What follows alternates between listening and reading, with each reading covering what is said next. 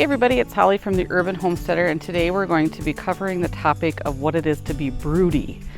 So this is an interesting video. I have mixed feelings about it. I wanted to cover this topic, but I don't want any hens of mine to be broody. So here I am though. I happen to have one. Her name is Karina, and she has pretty much set the record of all the chickens that I've ever had of the one who gets broody the most. So some of you, this is kind of geared towards folks that are beginning chicken keepers.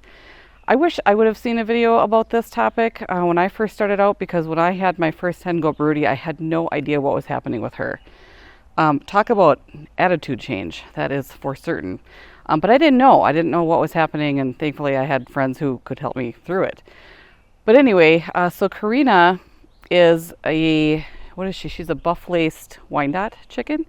And I don't know what it is about that breed. I've done my research on her because she goes broody a lot. That breed is not really known to have that happen, so I guess I just got lucky. I don't know how old she is because, like you guys know, they're pretty much all adopted. But so what it means to be broody is she basically just wants to hatch out eggs. So she will do whatever it takes to hatch them out. Well, here, none of these eggs are going to hatch out because none of them are fertile. I don't have any roosters. So it is just not going to happen for her. So some people don't mind it when they get a broody hen, because if they want to hatch out chicks, they have an automatic incubator and it's super easy for them to just let the chicken do their thing. But for me, I just want to eat the eggs, so I don't need her to be broody. So that also means that she is pretty much freeloading. She's not laying because she wants to be a mama. She's hardly eating anything. She's hardly drinking when they get broody. They pretty much just want to focus on sitting on those eggs, and she will sit in these nesting box or a nesting box always. So I'm gonna show you what it looks like when a hen gets broody. I'm gonna bring the camera in over into the nesting box. I think she's sitting over there. That's generally where the eggs are always laid. So it's so funny. They have all of these nesting boxes and they pick one. So if there were other chickens in here earlier today who laid eggs, guarantee you she's sitting on all of them. And what's going to happen is I'm going to lift this lid up. She's going to get real puffy. She might get a little chatty with me.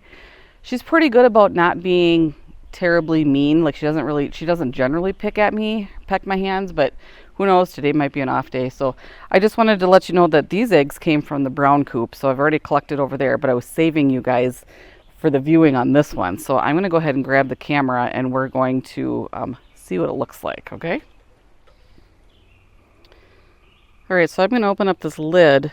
I have this pretty cool setup, so I can hook this lid up with that other hook, and I have already kicked out the other chickens into the play yard, so I'm not afraid of anybody jumping ship, if you know what I'm saying. I'm going to be doing this single-handedly, so this could be interesting. So again, they have all these nesting boxes, and I'm pretty sure she's down here.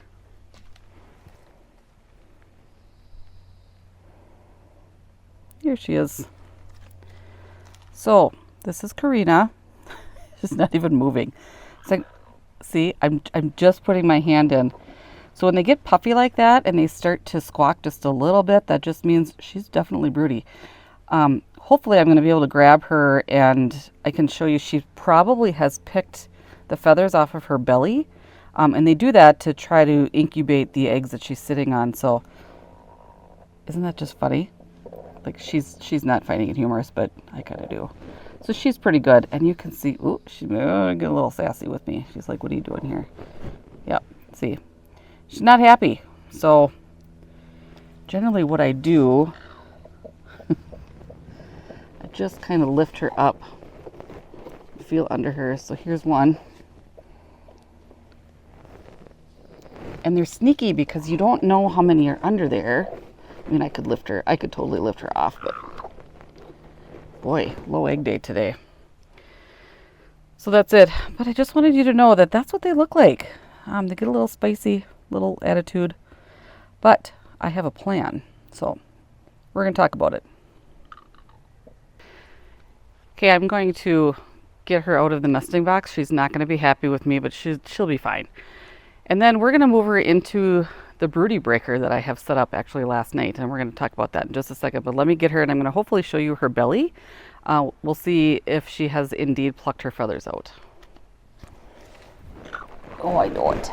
Come on.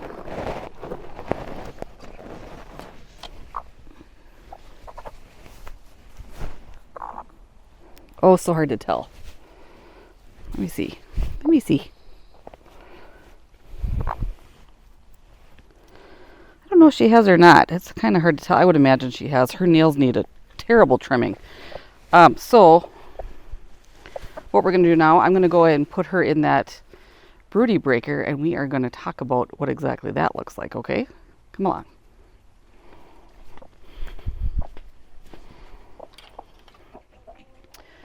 Okay, so here we are in my makeshift Broody breaker, if you will. Yes, it is simply a dog crate, a dog kennel, dog cage, whatever you want to call it, and it works great for multiple things. If you are a chicken keeper, if you know, you know. I have used this on so many different occasions. Having broody hens is one of them. So what's great about this is that she can still be kind of among the flock, if you will, but she can't get into the nesting box to sit and just lay there. The goal here is to cool down her body temperature, and in order to do that you need to get air up under her. So I always include a roosting bar, which happens to be a rake from my garden, but I've used this too every time. It works so good. It fits really good between the spaces here, and the chickens just know what to do. So I'm not going to be leaving her here overnight outside, although that would be great. The whole predators thing, I won't do it. So my plan is she will sit in this cage for probably a week. I just have to keep an eye on her, and we'll see how long it takes for her to be broody broken. If I take her out and throw her back, or just let her roam around with the other chickens and she heads right back into that coop, I know she's not broken yet. So she's going to go back into the cage, and we're going to just continue on, and I'll keep on doing that every day until she stops going into that nesting box. Let's see, what else can I talk about? I keep the cover on the top because the other chickens will jump up on top and they will poop on her, and I don't want that to happen. So this is just a courtesy thing for Karina, and I hope she appreciates that.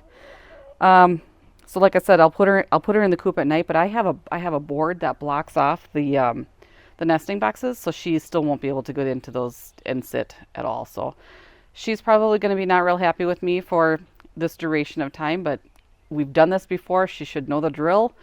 I always tell her if she would just stop wanting to sit on those eggs, she can go run around with her friends, and that would be fine. But you know, this is a natural thing, as I had mentioned earlier, and she can't help it, but I'm trying to get her broken of that. So that's what we do. I just wanted you new chicken keepers to understand that this is okay. You can deal with it. It's super beneficial if you want babies. Like, you can get fertilized eggs. You can actually get those from friends, or you can buy them, whatever you want to do. And she is a natural incubator, so that would be great for you.